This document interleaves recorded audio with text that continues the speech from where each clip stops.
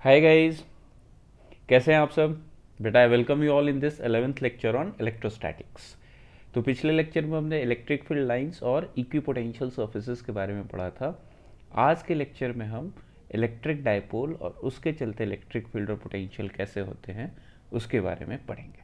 तो चलो देखते हैं। पहले देखते हैं हम कि इलेक्ट्रिक डायपोल क्या होता है।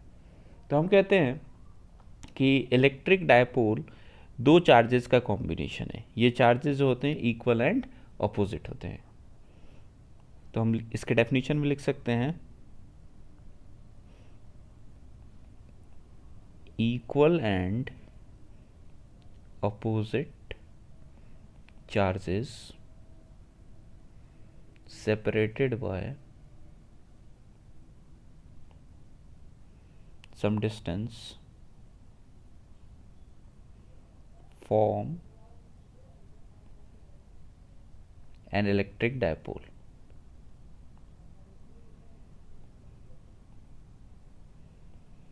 तो जो इलेक्ट्रिक डायपोल होगा उसमें एक नेगेटिव चार्ज होगा, मान लो ये माइनस क्यू है, और एक इतना ही पॉजिटिव चार्ज होगा, दिस इज प्लस क्यू, और इनके बीच का कुछ सेपरेशन होगा। आगे हम इनके इलेक्ट्रिक फील्ड और पोटेंशियल के फॉर्मूले निकालने वाले हैं। तो ये डिस्टेंस में 2a इसलिए लिख रहा हूँ क्योंकि उन फॉर्मूले में हमें हाफ डिस्टेंस की ज़रूरत पड़ती है, तो वो फॉर्मूले देखने में थोड़े अच्छे लगेंगे। उसमें 2a की जगह हाफ डिस्टेंस a आ जाएगा, ठीक है। तो 2a इनके बीच का सेपरेशन हो गया और plus Q and minus Q इनके चार्जेस हो गए। अब देखो, इस तरह के कन्फिग्रेशन हमें लाइफ में बहुत मिलते हैं, जैसे खास करके मॉलिक्यूल्स हैं। तो जो भी मॉलिक्यूल्स हैं उसमें सेंटर ऑफ पॉजिटिव चार्ज और नेगेटिव चार्ज बहुत बार कोइंसाइड नहीं करता है। तो कुछ इसी तरीके के कन्फिग्रेशन हो गए, इसीलिए हमने इसको अलग से ही इनके लिए फॉर्मूले बना लिए। बेसिक्स तो वही है कि दो चार्जेस हैं और उनके चलते फील्ड और पोटेंशियल निकालेंगे, बट क्योंकि ये कन्फिग्रेशन बहुत ही फ्रीक्वेंटली अकर करते हैं, इसके लिए हमने कुछ परमानेंट फॉर्मूले बना के रखे हुए हैं। अब देखो, यहाँ पे हम एक टर्म डिफाइन करते हैं, इलेक्ट्रिक डायपोल मोमेंट। ये हमने कैसे टर्म डिफाइन किया हुआ है।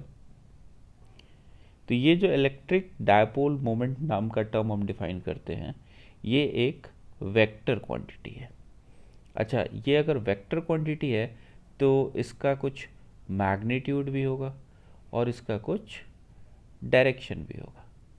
इसका जो मैग्नीट्यूड होता है वो होता है charge into charge separation, charge into charge separation. जैसे कि यहाँ पे चार्ज कितना है Q, और इन चार्जेस के बीच का सेपरेशन कितना है 2a। इसको d भी आप बोल सकते हो, कुछ d सेपरेशन है। और डायरेक्शन क्या होता है इसका, तो इसका डायरेक्शन होता है नेगेटिव चार्ज से पॉजिटिव चार्ज की तरफ। तो from negative charge towards positive charge. और ये जो इलेक्ट्रिक डायपोल मोमेंट है इसको हम p वेक्टर से रिप्रेजेंट करेंगे, ठीक है। तो ये आपको ध्यान रखना है कि ये जो इलेक्ट्रिक डायपोल मोमेंट वेक्टर है, इसका जो मैग्नीट्यूड हो गया वो चार्ज इनटू चार्ज सेपरेशन, और इसका जो डायरेक्शन हो गया वो हो गया माइनस क्यू से प्लस क्यू की तरफ। तो इतनी बातें हम डायपोल के बारे में ध्यान रखेंगे। इस पे बेस्ड अब हम कुछ क्वेश्चंस करते हैं जरा डायपोल मोमेंट पे बेस्ड। तो देखो, ये कन्फिग्रेशन दिया हुआ है, यहाँ क्या दिया हुआ है, देखो ये इक्वल अपोजिट चार्जेज हैं 2q एंड माइनस 2q, और उसी तरीके से यहाँ पे इक्वल अपोजिट चार्जेज हैं 4q और माइनस 4q। तो ये मिलके दो डायपोल बना सकते हैं। अपने को इस डायपोल का डायपोल मोमेंट फाइंड आउट करना है।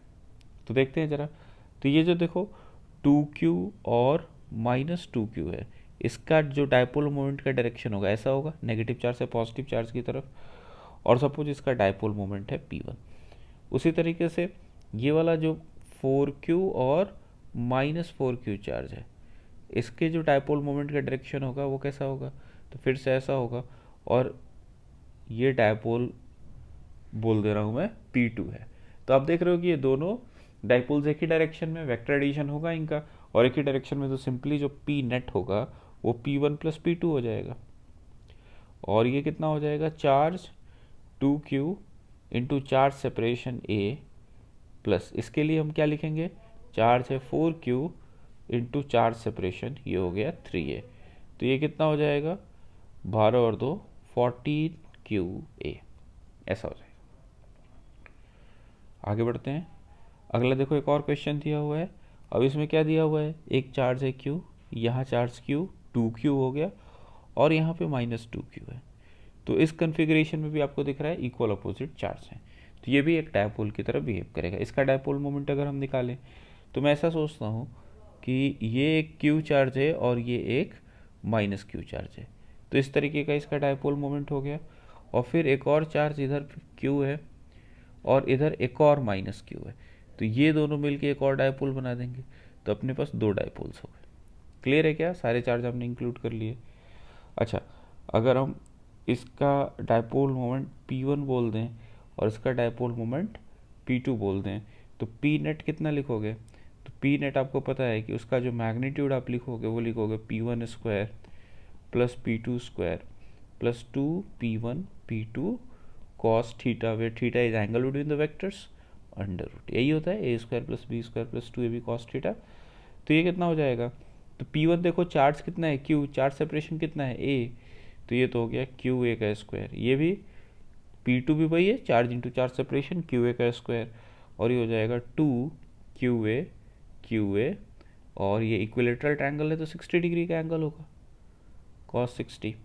तो ये कितना हो गया, ये देखो cos 60 और 2 ये कैंसिल ही हो जाएंगे, cos 60 होता है 1/2, तो ये आप देखोगे तो ये हो जाएगा QA square QA square QA square, तो ये 3QA स्क्वायर बाहर आके बन जाएगा √3QA। और इसका डायरेक्शन किधर होगा, तो आपको पता है कि जब इक्वल वेक्टर्स होते हैं तो जो नेट वेक्टर आता है वो एंगल बाइसेक्टर के लॉन्ग आ जाता है, तो ये आपका P नेट वेक्टर होगा, और ये एंगल कितना आने वाला है, एंगल बाइसेक्टर होगा तो 30 डिग्री। चलो नेक्स्ट क्वेश्चन देखते हैं। तो ये देखो सर्कल पे कुछ चार्जेस दिए हुए हैं, कितने कितने, पॉजिटिव चार्ज कितने हैं 3Q और 3Q 6Q, और नेगेटिव कितने हैं -4Q -2Q, ये भी हो गया 6Q। तो इनसे भी आप डायपोल बना सकते हो। अच्छा, वो जो डायपोल बनेगा उसका डायपोल मोमेंट कितना होगा वो ज़रा चेक करना है अपने को। तो कॉम्बिनेशंस बनाते हैं पहले। तो कॉम्बिनेशंस हम कैसे बना सकते हैं, तो कॉम्बिनेशन कुछ इस तरीके से बना सकते हैं कि यहाँ पे अगर -2QA है तो इधर मैं ऐसा करूँ कि यहाँ पे मैं +2Q काउंट कर लेता हूँ, ठीक है। टोटल तो 3Q है, तो 2Q -2Q, और इस डायपोल मोमेंट का जो डायरेक्शन हो जाएगा वो इधर हो जाएगा, ये हो गया P1, और P1 का जो मैग्नीट्यूड आ गया वो कितना आ गया, चार्ज हो गया 2Q, और चार्ज सेपरेशन कितना होगा, तो इसका रेडियस A है, तो ये डिस्टेंस A है, ये डिस्टेंस A है, तो ये वाला डिस्टेंस तो √2A हो जाएगा, ये वाला डिस्टेंस, तो 2Q इंटू √2A, ये हो गया P1। ओके, अब हम क्या करें, यहाँ टोटल 403Q था, तो इसमें से Q अभी बचा हुआ है, इस Q को एडजस्ट कर दे रहे हैं इधर के -Q के साथ, ये ऐसा एडजस्टमेंट हो गया। तो ये क्या हो गया, एक और डायपोल बन गया, डायरेक्शन -Q से +Q, तो ये हो गया डायपोल P2। और ये जो P2 डायपोल हो गया इसका मैग्नीट्यूड कितना हो गया, चार्ज हो गया Q, और चार्ज सेपरेशन फिर से कितना होगा, √2A। अच्छा, इसके बाद अब क्या बच गया अपने पास, तो यहाँ पे अपने पास बच गया है -3Q, और यहाँ पे बचा हुआ है +3Q, तो एक और डायपोल इस तरीके से बन जाएगा ऐसा। ये डायपोल मोमेंट है इसका, मान लो P3, तो P3 का मैग्नीट्यूड कितना आ गया, तो P3 का मैग्नीट्यूड आ गया चार्ज 3Q इंटू √2A, तो ये हो जाएगा 3√2QA। अब देखो इनका अपने को वेक्टर सम निकालना है, तो इनका वेक्टर सम कितना होगा, तो आप देख सकते हो ये सारे एंगल्स 45 होंगे क्या, ये एंगल भी 45 होगा, ये एंगल भी 45 होगा, ये एंगल भी 45 होगा। तो आप ऐसा देखो कि ये वाला वेक्टर और ये वाला वेक्टर ये तो अपोजिट डायरेक्शंस के हैं, और अगर ये अपोजिट डायरेक्शंस के हैं तो इनका जो रिजल्टेंट आप लिख सकते हो क्या लिख सकते हो, तो एक इधर की तरफ है कितने यूनिट्स है, 2√2 यूनिट्स है, और एक इधर की तरफ है कितने यूनिट्स है, तो ये 3√2 यूनिट्स है, तो नेट √2 यूनिट्स हो जाएगा, ठीक है।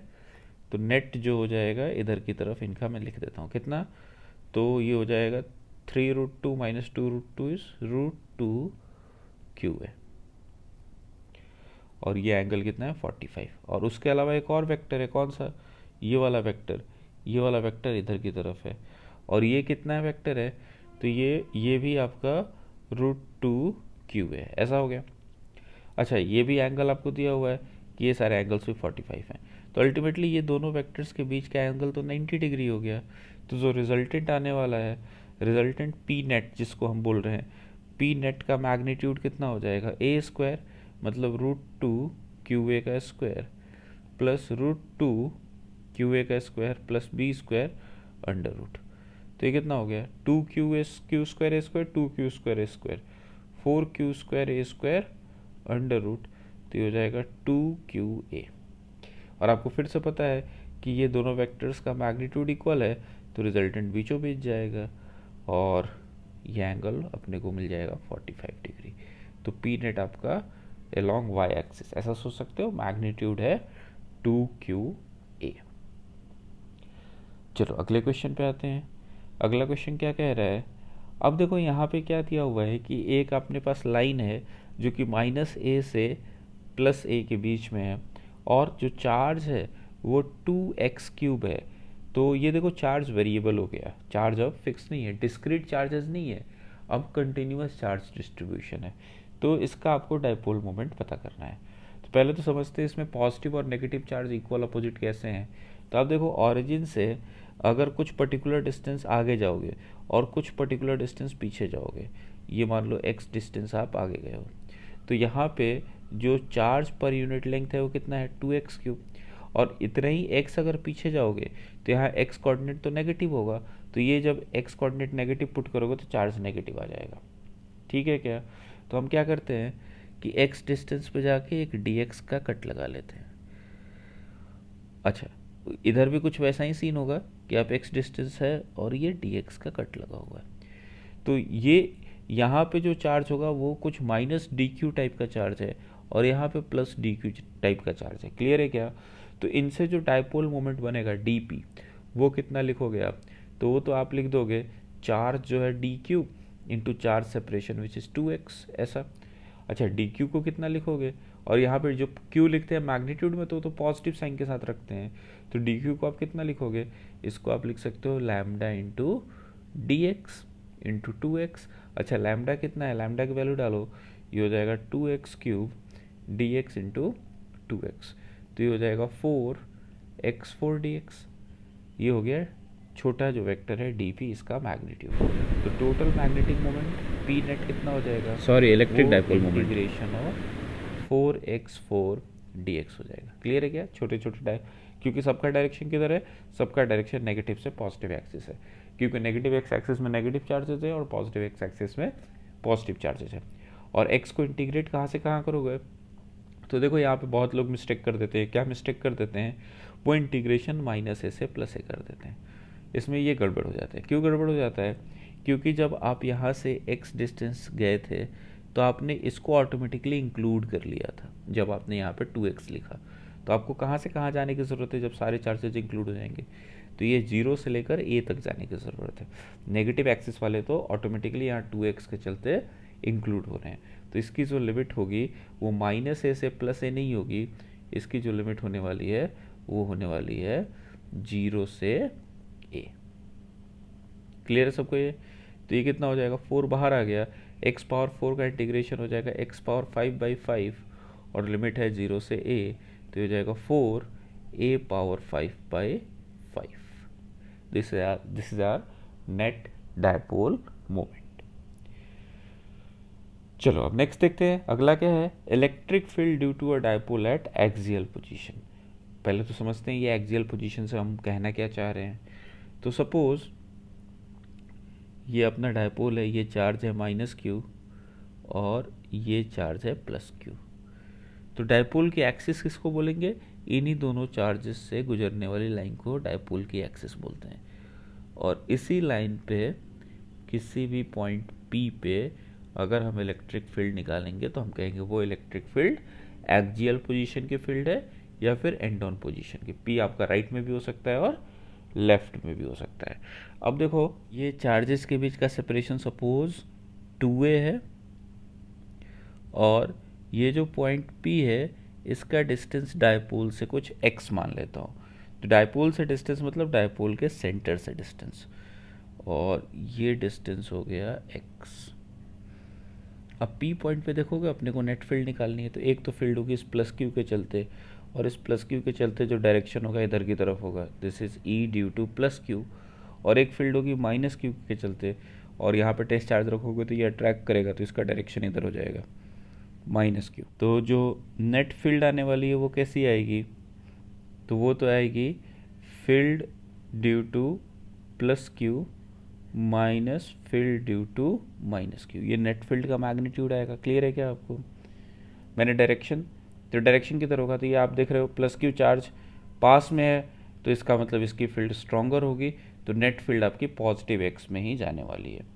और मैग्नीट्यूड लिख लेते हैं, कितना हो जाएगा के क्यू बाई आर, आर कितना हो जाएगा, तो ये वाला जो डिस्टेंस होगा ये डिस्टेंस हो जाएगा एक्स माइनस ए, तो के क्यू बाई एक्स माइनस ए का स्क्वायर, माइनस माइनस क्यू के चलते कितना मैग्नीट्यूड लिख रहे हैं तो साइन लिखने की ज़रूरत नहीं है, नेगेटिव साइन, तो ये जो आएगा के क्यू बाय, और ये वाला डिस्टेंस हो जाएगा माइनस क्यू से एक्स प्लस ए, तो के क्यू बाई एक्स प्लस ए का स्क्वायर, तो ये कितना हो जाएगा के क्यू एक्स माइनस ए का स्क्वायर माइनस के क्यू एक्स प्लस ए का स्क्वायर, तो ये हो जाएगा एक्स माइनस ए का स्क्वायर इंटू एक्स प्लस ए का स्क्वायर, ये हो गया के क्यू, ये हो जाएगा एक्स प्लस ए का स्क्वायर माइनस एक्स माइनस ए का स्क्वायर, तो ये हो जाएगा के क्यू,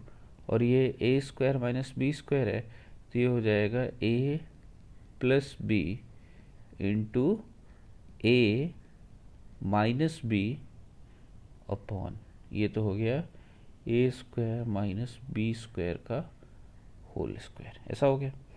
अब ये कितना होगा के क्यू, और ये देखो ए कैंसिल हो जाएगा तो यहाँ से बचेगा 2x, और यहाँ से x कैंसिल हो जाएगा तो ये बचेगा 2a upon X square minus A square का होल स्क्वायर, और ये कितना हो जाएगा, तो ये हो जाएगा इसको हम लिख लेते हैं 2k इंटू 2QA, ये हो गया 2k 2QA, एक बच गया x upon X square minus A square का होल स्क्वायर। अच्छा ये देखो 2QA क्या है, तो ये तो चार्ज इंटू चार्ज सेपरेशन है, मतलब डायपोल मोमेंट है, 2kp X upon X square minus A square का होल स्क्वायर। अच्छा देखो जो आइडियल डायपोल्स होते हैं उसमें हम कहते हैं कि ये जो डिस्टेंस होगा बहुत छोटा होगा, तो ये डिस्टेंस बहुत छोटा होगा किसके रेस्पेक्ट में, एक्स के रेस्पेक्ट में, तो हम लिख सकते हैं for ideal dipole x is greater than a या फिर 2a, तो आप x square minus A square को ऑलमोस्ट एक्स स्क्वायर ही लिख सकते हो। तो इस केस में जो नेट फील्ड हो जाएगी वो कितनी हो जाएगी, एक्सियल पोजीशन पे ये हो जाएगी 2kp एक्स अपॉन, ये x square minus A square की जगह एक्स स्क्वायर रख दो तो एक्स पावर 4 हो जाएगा, तो ये हो जाएगा 2kp अपॉन एक्स क्यूब। अच्छा डायरेक्शन किधर होगा, तो हमने देखा कि डायरेक्शन तो इसका यहाँ पे पॉजिटिव चार्ज डिसाइड करेगा इधर की तरफ।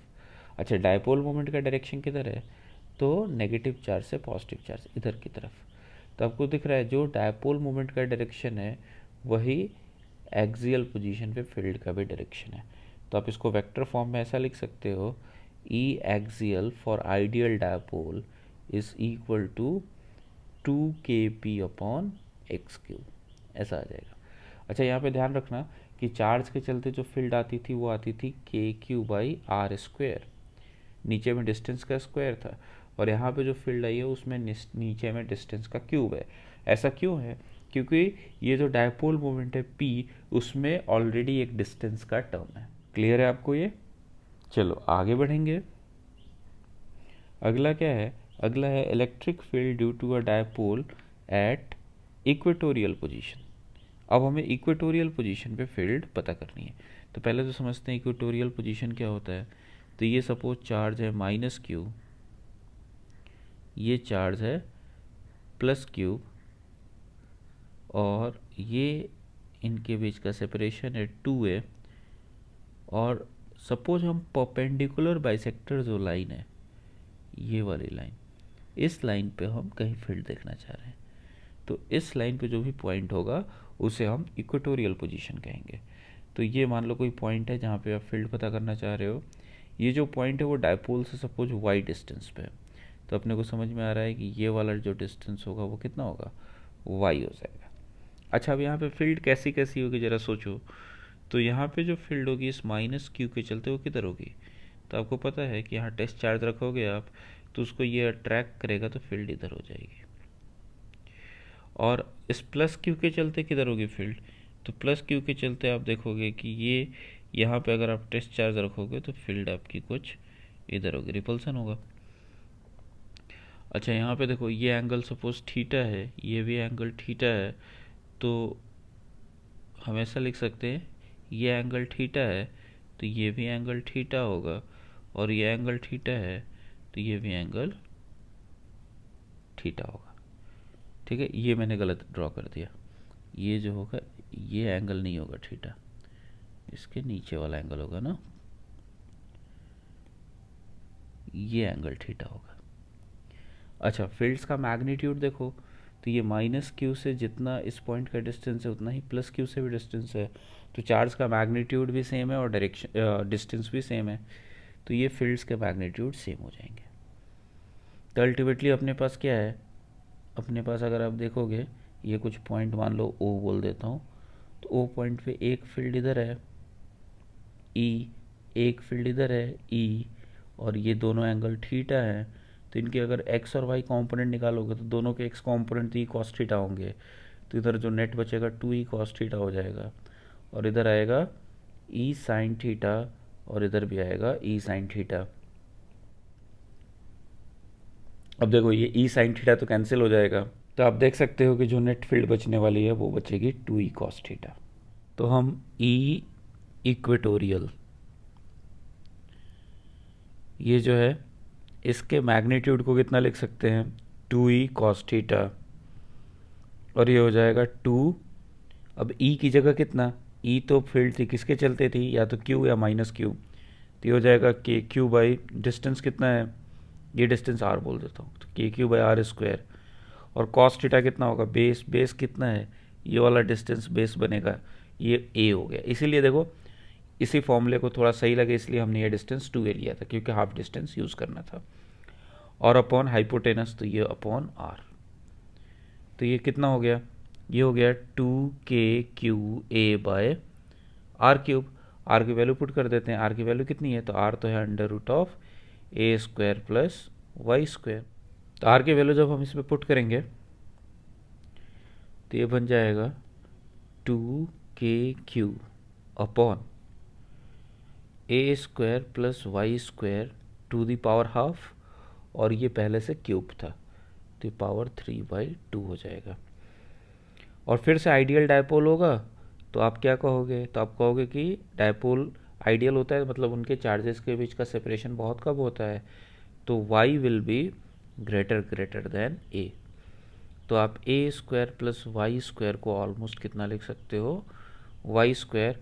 तो जो इलेक्ट्रिक फील्ड हो जाएगी इक्वेटोरियल पोजीशन पे, ये हो जाएगी 2k³ अपॉन ये हो गया वाई स्क्वायर, और इसका पावर हो गया 3/2, ये 2 कैंसिल हो गया,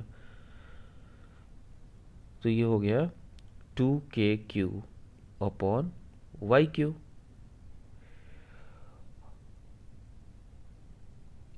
यहाँ पे हमने a छोड़ दिया यार, ये a भी था ना, तो यहाँ a भी आएगा, तो E इक्वेटोरियल अब कितना लिख सकते हो, तो ये आप लिख सकते हो, देखो ये जो 2qa ये तो डायपोल मोमेंट है, तो ये हो जाएगा kp/yq ऐसा। अच्छा, डायरेक्शन कैसा है देखो, तो यहाँ जो डायरेक्शन आया वो आपको दिख रहा है, नेट फील्ड इधर की तरफ है, मतलब इसका जो डायरेक्शन आ रहा है वो इधर आ रहा है, और डायपोल मोमेंट किधर है, तो वो तो माइनस क्यू से प्लस क्यू इधर, तो जो फील्ड आई है वो डायपोल मोमेंट के अपोजिट आई है। तो हम वेक्टर फॉर्म में लिखते हैं E equatorial equal to minus k p vector upon y q, क्योंकि ये एक दूसरे से अपोजिट होते हैं।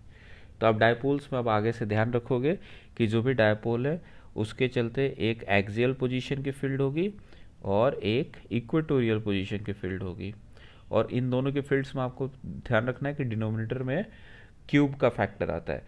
एक्सियल पोजीशन की फील्ड है 2kp बाय एक्स क्यूब या आर क्यूब बोल दो, और इक्वेटोरियल फील्ड है kp बाय वाई क्यूब।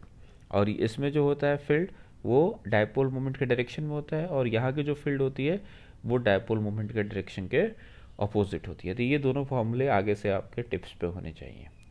अब इनको यूज़ करके आप डायपोल के चलते किसी भी पॉइंट पे नेट फील्ड पता कर सकते हो। चलो वो देखते हैं ज़रा कैसे करेंगे वो।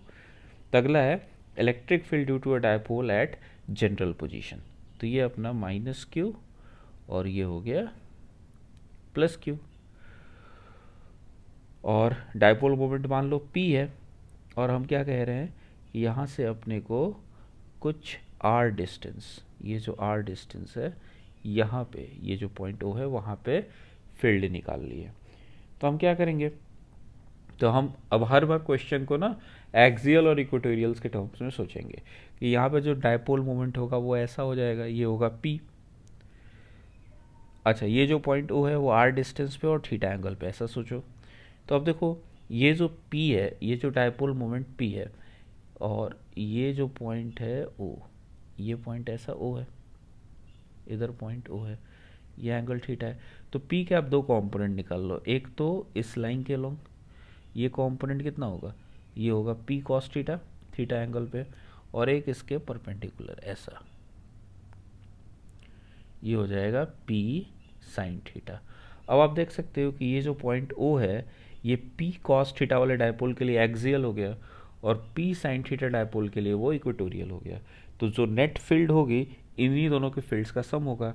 अच्छा, P कॉस थीटा के चलते एक्सियल है तो इसकी फील्ड तो इसी लाइन के लॉन्ग होगी, और कितनी होगी, तो ये कितनी होगी, तो ये आपको अभी हमने फॉर्मूला पढ़ा था 2kp, P की जगह भी क्या है P cos theta upon r cube, क्योंकि ये डिस्टेंस r है। और इक्वेटोरियल की फील्ड क्या होती है, तो उसका जो डायरेक्शन होता है वो डायपोल मोमेंट का अपोजिट, तो P साइन थीटा का अपोजिट ये डायरेक्शन होगा, और कितना होगा, तो ये हो जाएगा k P sine theta upon r cube, ऐसा हो जाएगा। जो नेट फील्ड का मैग्नीट्यूड होगा वो कितना हो जाएगा, ये हो जाएगा, ये दोनों वेक्टर्स खुद से 90 डिग्री पे हैं, तो हो जाएगा K P sine theta by are cube का whole square plus 2kp cos theta by are cube का होल स्क्वायर अंडर रूट।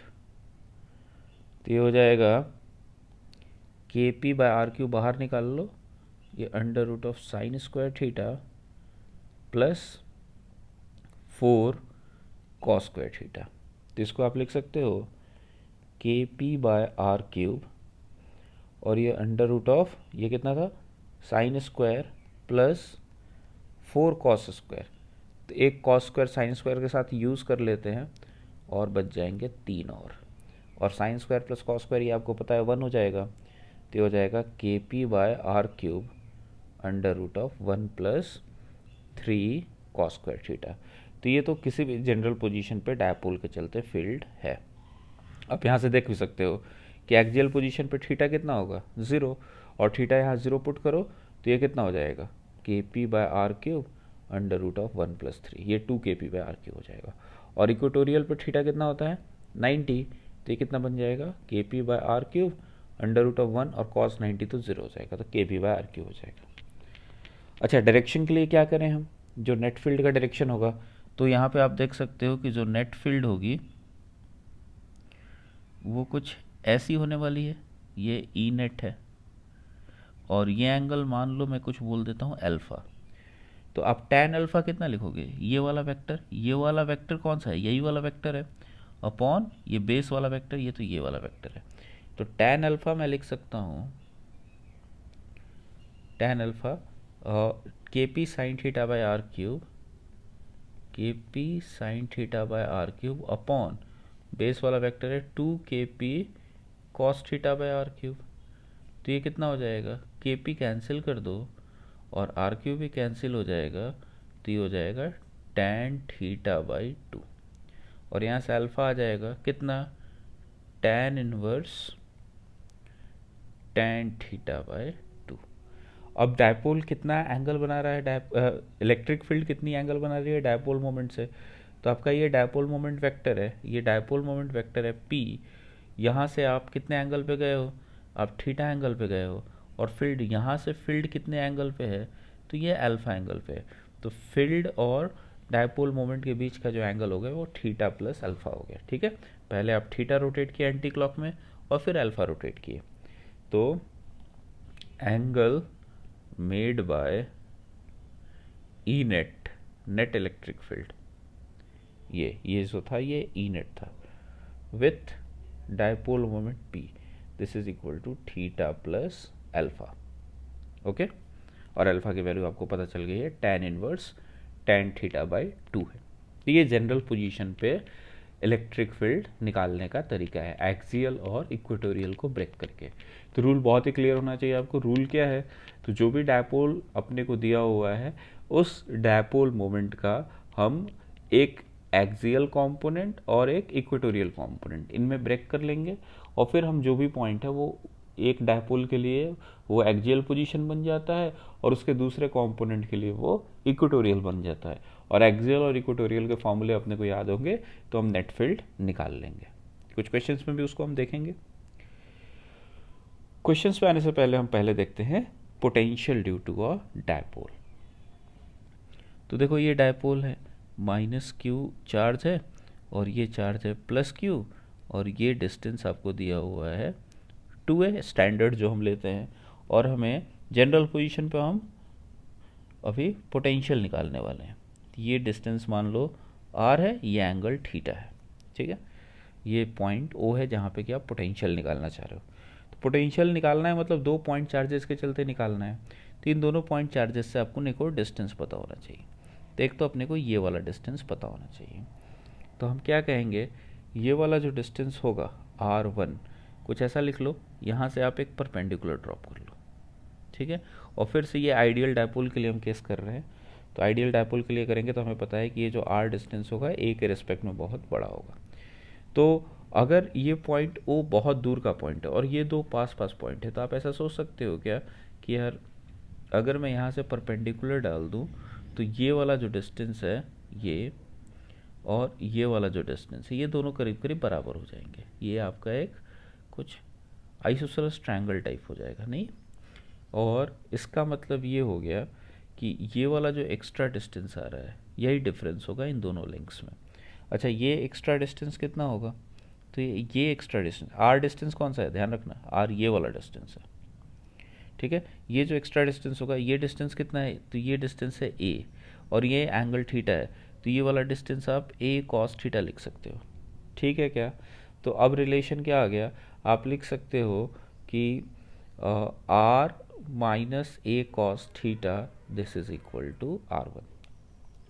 और सिमिलरली यहाँ से देखो, यहाँ से जो डिस्टेंस होगा वो भी निकाल लेते हैं, तो ये आपका ये वाला डिस्टेंस निकालना है।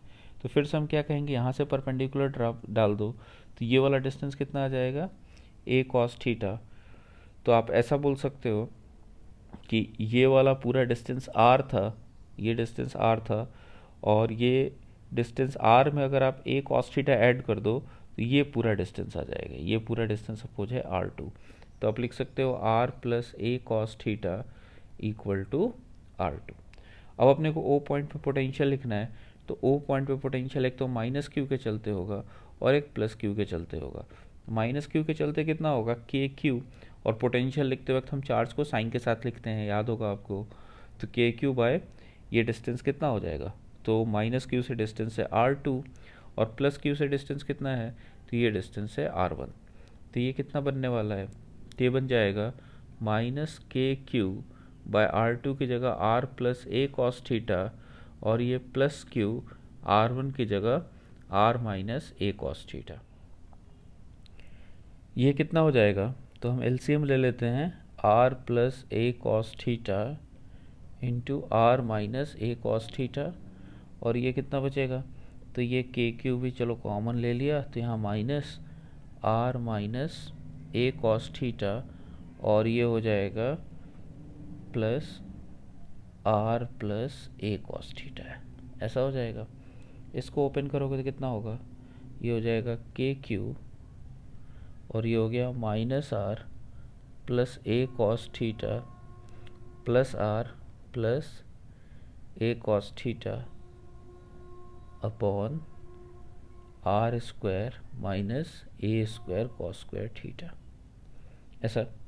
ये प्लस आर और माइनस आर कैंसिल हो गए, तो ये कितना हो जाएगा, के क्यू यहाँ से बचा, और ये A cos theta 2 A cos theta, तो ये हो गया K Q 2 A cos theta upon कितना होगा, ये R square minus A square cos square theta, R square minus A square cos square theta, ये हो गया पोटेंशियल। और इसको आप ऐसा लिख सकते हो के, ये हो गया 2qa cos theta by R square minus A square cos square theta. इसको लिख सकते हैं के, और ये हो गया p cos theta upon R square minus A square cos square theta. अच्छा, A square cos square theta ये ज़रा देखो कैसा होगा, तो ये आपको पता है कॉस स्क्वायर थीटा 0 से 1, तो ये 0 से लेकर ए स्क्वायर के बीच में लाई करेगा। और आर क्योंकि आइडियल डायपोल है तो ग्रेटर देन ए है, तो आप वी को कितना लिख सकते हो, के पी कॉस थीटा, और इसको आप नेग्लेक्ट करके आर स्क्वायर सिंपली लिख सकते हो। तो ये फॉर्मूला आप ध्यान रखना डायपोल के लिए, आइडियल डायपोल के लिए, K P cos theta upon R square. अब हम कुछ क्वेश्चंस करेंगे। तो ये देखो पहला क्वेश्चन है अपना, ये क्वेश्चन क्या कह रहा है, तो अपने पास एक डायपोल है जिसका डायपोल मोमेंट p है, दो चार्जेज हैं प्लस क्यू और माइनस, ये भी इधर भी प्लस क्यू, तो आपको force on dipole due to this charges, force on dipole moment p due to this two charges, ये आपको पता करना है। अब देखो ये चार्ज के चलते डायपोल पे कितना फोर्स निकलेगा, अगर आप सोचोगे ज़रा, तो डायपोल है तो इधर कुछ चार्ज होगा, डायपोल मोमेंट के अनुसार इधर माइनस Q1 होगा, इधर प्लस Q1 होगा। तो अगर आप फोर्सेस कैलकुलेट करने का सोचोगे, इस पे इधर फोर्स लगेगा और इस वाले पे इधर फोर्स लगेगा, तो ये थोड़ा कॉम्प्लिकेट हो जाएगा, तो इस अप्रोच से हम नहीं जाएंगे। अब हम न्यूटन्स थर्ड लॉ को यूज़ करेंगे। न्यूटन्स थर्ड लॉ क्या है वो आपको पता है कि ए बी पे जितना फोर्स लगाता है उतना ही बी ए पे लगाता है।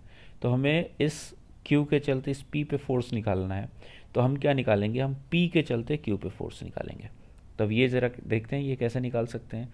तो ये डायपोल मोमेंट हो गया पी।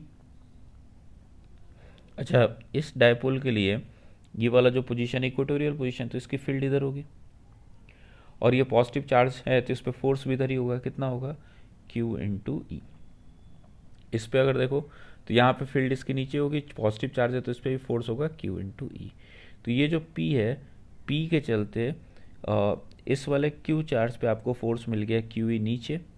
अगर ऐसा हो गया तो हमें न्यूटन्स लॉ से पता है कि इस Q के चलते P पे जो फोर्स होगा ऊपर की तरफ होगा, कितना होगा, Q ई। और सिमिलरली इस Q के चलते यहाँ फोर्स फिर से Q ई होगा, तो इसमें आप Q ई ऐड कर दो, तो जो नेट फोर्स आ जाएगा वो कितना आ जाएगा, 2QE, और ये कितना हो जाएगा 2Q, और E क्या है, इलेक्ट्रिक फील्ड किस पोजीशन पे, तो इक्वेटोरियल पोजीशन पे, तो ये कितनी होती है, ये तो होती है KP by Y cube, Y cube की जगह हो जाएगा A क्यूब। तो इस तरीके से हम नेट फोर्स निकाल लेंगे।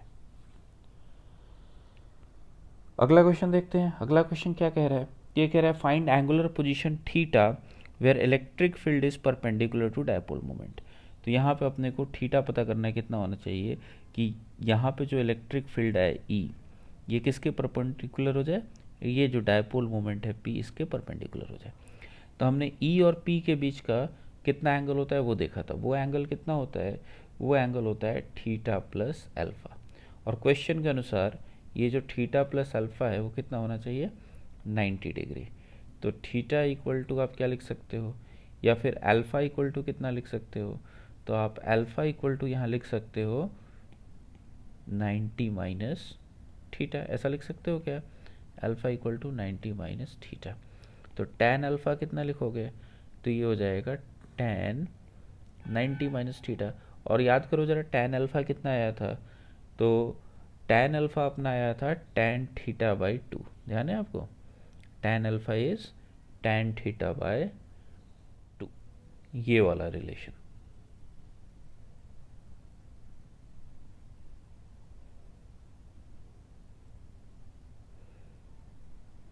तो this is equal to tan 90 minus theta तो हो गया cot थीटा, तो आप यहाँ से लिख सकते हो tan theta by 2 equal to 1 by tan theta, तो यहाँ से tan square theta equal to 2, तो theta equal to tan inverse √2।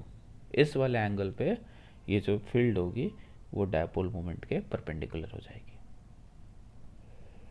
अगला क्वेश्चन देखते हैं। अगला क्वेश्चन क्या है कि अपने को एक डायपोल दिया हुआ जिसका डायपोल मोमेंट है P, इस तरीके से आइडियल है ये, और अपने को ये जो 4 पॉइंट्स हैं ABCD, यहाँ पे अपने को नेट इलेक्ट्रिक फील्ड पता करनी है। तो ऐसे केस में मैंने कहा था कि हरदम हम एक्सियल और इक्वेटोरियल के बारे में के टर्म्स में सोचेंगे। तो ये जो डायपोल है इसके हम 2 कंपोनेंट्स कर लेते हैं। एक इधर कंपोनेंट आएगा, ये कितना आएगा, तो ये P है तो P cos 45 या sin 45 जो भी है, ये P बाई √2 आएगा। और इधर वाला कंपोनेंट कितना आएगा, तो ये वाला कंपोनेंट भी आ जाएगा P बाय √2। ये P को हटा दो। अब देखो ये वाला जो डायपोल है इसके लिए B पॉइंट पे फील्ड किधर होगी, इधर एक्सियल पोजीशन हो गया ना, तो फील्ड का डायरेक्शन कितना हो जाए, मैग्नीट्यूड कितना हो जाएगा 2kP बाय √2, 2kP हो गया है अपॉन डिस्टेंस। डिस्टेंस कितना है, तो डिस्टेंस इसके कोऑर्डिनेट्स -a0 हैं तो a है, तो इतना हो जाएगा। अच्छा इक्वेटोरियल के चलते कितना हो जाएगा, तो फील्ड का डायरेक्शन होता है अपोजिट, इधर कितना हो जाएगा k p की जगह p बाई √2 आ गया अपॉन कितना डिस्टेंस हो गया a, तो a3। अब आपको पता है कि ये वाली दोनों फील्ड्स एक दूसरे से 90 डिग्री पे हैं, तो रिजल्टेंट हो जाएगा a² plus b² under root. Similarly आप देखो ए पॉइंट पे किधर फील्ड होगी, तो ये जो P बाई √2 है इसके लिए एक्सियल पोजीशन है तो इधर ही फील्ड होगी, कितनी होगी, तो इसका भी डिस्टेंस a है, तो ये फील्ड भी इसी के बराबर होगी, कितनी 2kP बाई √2 अपॉन a3। और इसके चलते, तो इसके चलते इधर की तरफ कितनी kP बाई √2 अपॉन a3। इस तरीके से यहाँ की भी नेट फील्ड निकाल लोगे। सिमिलरली आप डी पॉइंट पे निकाल सकते हो और सी पॉइंट पे निकाल सकते हो। डी पॉइंट पे क्या देखोगे, ये जो P बाई √2 है एक्सियल हो गया उसके चलते, और इसके चलते ये भी एक्सियल हो गया। ये दोनों फील्ड्स कितनी होने वाली हैं 2kP बाई √2 अपॉन डिस्टेंस कितना है इसका, इसका भी डिस्टेंस a दिया हुआ है तो अपॉन a3। और इसमें भी यही हो जाएगा 2kP बाई √2 अपॉन a3। और इसके चलते देखो इक्वेटोरियल वो किधर होगा, इधर की तरफ, डायपोल पॉइंट का अपोजिट यहाँ पे इधर की तरफ। और ये वाली फील्ड्स कितनी हो जाएंगी kP बाई √2 अपॉन a3, ये भी हो जाएगा kP बाई √2 अपॉन a3। तो इस तरीके से आप नेट फील्ड निकाल सकते हो a² plus b² under root करके। अगला क्वेश्चन देखते हैं। तो ये क्वेश्चन क्या कह रहा है, a short dipole is situated at origin of coordinate axis with its axis along x axis. तो कोई डायपोल है और इसको इस तरीके से आपने रखा हुआ है। It is found that magnitude of field and potential due to the dipole are equal at a point distance √5 metre from origin. ठीक है, यहाँ से आप कुछ √5 मीटर पे गए हो, ये एंगल मान लो थीटा है, तो यहाँ पे फील्ड और पोटेंशियल का मैग्नीट्यूड इक्वल आ रहा है। तो आपको पता करना है position vector of this point. तो इस पॉइंट का पोजीशन वेक्टर क्या होगा, मान लो पॉइंट है O। तो पहले फील्ड और पोटेंशियल के मैग्नीट्यूड को इक्वल करते हैं। According to question potential at O equal to field at O। Values put करो जरा, तो ये हो जाएगा kP cos theta upon r² equal to kP by r³ under root 1 plus 3 cos² theta. kP cancel हो गया, r², तो ये r³ में r² भी कैंसिल हो गया, तो ये बच गया r cos theta equal to under root 1 plus 3 cos² theta. दोनों साइड स्क्वायर कर लो, r² cos square theta 1 plus 3 cos square theta, और ये आर स्क्वायर तो रूट 5 का स्क्वायर, तो ये हो जाएगा 5 cos square theta equal to 1 plus 3 cos square theta, तो ये हो जाएगा 2 cos square theta equal to 1, cos theta हो गया 1/√2। ठीक है, थीटा 45 है।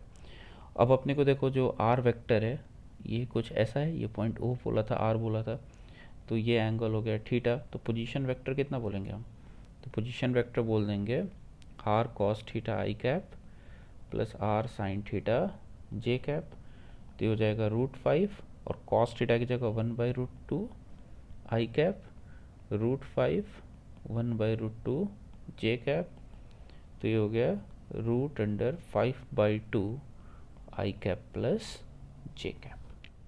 नेक्स्ट क्वेश्चन देखते हैं, ये क्या कह रहा है, ये कह रहा है an electric dipole is placed in a uniform electric field E normal to dipole moment. जैसे कि ये कोई डायपोल मोमेंट है P और इलेक्ट्रिक फील्ड कुछ कैसी दी हुई है, ऐसी दी हुई है, this is normal to dipole moment, ये इलेक्ट्रिक फील्ड है E। ठीक है, अब क्या कह रहा है, find the direction from axis of dipole in which at some point magnitude of electric field can be 0। तो इलेक्ट्रिक फील्ड किधर 0 हो सकती है, तो अब देखो कि अगर अपना ऐसा डायपोल मोमेंट है तो इन पॉइंट्स पे जो फील्ड होगी इधर होगी। अब अगर फील्ड्स ऐसी है, दूसरी फील्ड ऐसी है, तो नेट फील्ड तो 0 हो ही नहीं सकती। एक्सियल पोजीशंस पे फील्ड कैसी होंगी, ऐसी ही होंगी, तो ये भी 0 नहीं हो सकता। तो ना एक्सियल पोजीशन पे होगा और ना ही इक्वेटोरियल पोजीशन पे होगा। अब देखो इसका मतलब क्या हो गया, तो इसका मतलब तो कुछ ऐसा हो गया कि अपने को कुछ इधर पर्टिकुलर एंगल पे आना पड़ेगा, ये एंगल कुछ थीटा मान लो, इस तरीके से आना पड़ेगा कि यहाँ की जो फील्ड हो वो किधर हो, इधर की तरफ हो। ये बातें क्लियर हैं, फील्ड परपेंडिकुलर। तो ये अभी कुछ देर पहले एक क्वेश्चन में हमने निकाला भी था कि कितने एंगल पे जाओगे तो फील्ड परपेंडिकुलर हो जाएगी। तो ये फील्ड ई है, तो ये वाली फील्ड बननी चाहिए ई, तो यहाँ पे हो सकता है कि नेट फील्ड क्या हो जाए, अब 0 हो जाए। और ये वाला डायरेक्शन हमने अभी निकाला था, कितना होता है, थीटा इक्वल टू, याद है आपको, tan इनवर्स √2। तो theta equal to tan inverse √2 पे आप चले जाओ तो आपको ऐसा पॉइंट मिल जाएगा जहाँ पे कि नेट फील्ड 0 हो जाएगी। क्लियर है क्या, उस प्रीवियस क्वेश्चन से आप इसको कोरिलेट कर लोगे। तो चलो आज के लेक्चर को यहीं कंप्लीट करते हैं। आज हमने डायपोल्स के चलते इलेक्ट्रिक फील्ड और पोटेंशियल देखा है। नेक्स्ट लेक्चर में डायपोल से रिलेटेड कुछ और हम डिस्कशन करेंगे, उसकी पोटेंशियल एनर्जी कितनी होती है, उस पर टॉर्क कितना लगता है इलेक्ट्रिक फील्ड में जब हम इसको रखते हैं। Till then bye bye, take care, be safe and be happy. Thank you.